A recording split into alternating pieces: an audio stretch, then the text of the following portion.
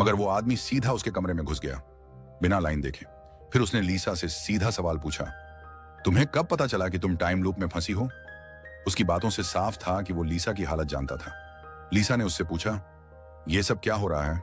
मगर जवाब में वो सिर्फ इतना बोला, फालतू दखल मत देना।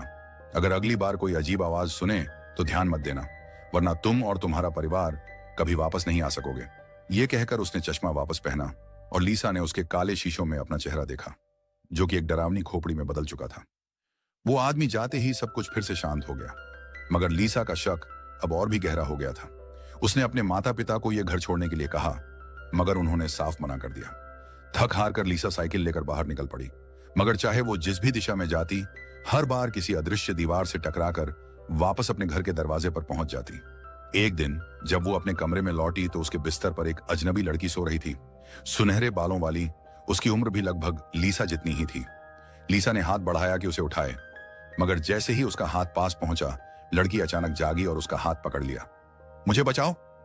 उसी समय कमरे की हर चीज बदल गई, जैसे लीसा किसी दूसरी दुनिया में चली गई हो। लीसा को महसूस हुआ कि यह वही लड़की थी जिसने रात को वेंट से उसका नाम पुकारा था। वो उससे कुछ पूछने ही वाली थी कि दरवाजे पर जोर जोर से किसी ने दस्तक दी और कोई आवाज दे रहा था, अवे। शायद उस लड़की का नाम अवे था।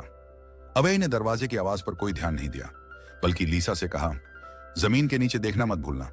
इतना कहकर जैसे ही दरवाजा खुला, एक तेज सफेद रोशनी अंदर आई और लीसा फिर से अपने असली कमरे में लौट आई, बेहोश। अगली सुबह लीसा को याद आया, अवे ने कहा था कि जमीन के नीचे कुछ है। उसने फर्श खोद कर देखा, वहां एक पुराना एल्बम मिला जिसमें 1953 से लेकर 1972 तक लापता हुई कई लड़कियों की खबरें थीं। एक नाम बार बार सामने आया, सीसी, एक 16 साल की लड़की जो 6 जून 1900